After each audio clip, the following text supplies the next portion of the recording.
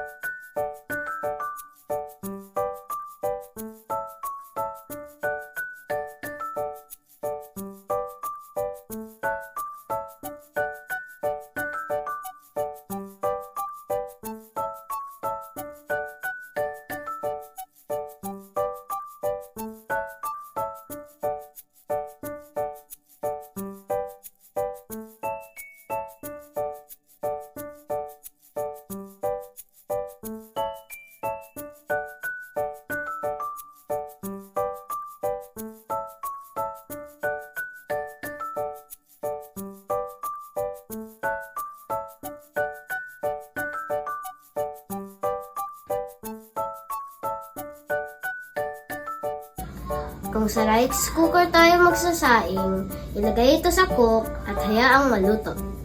Ito ang ating finished product.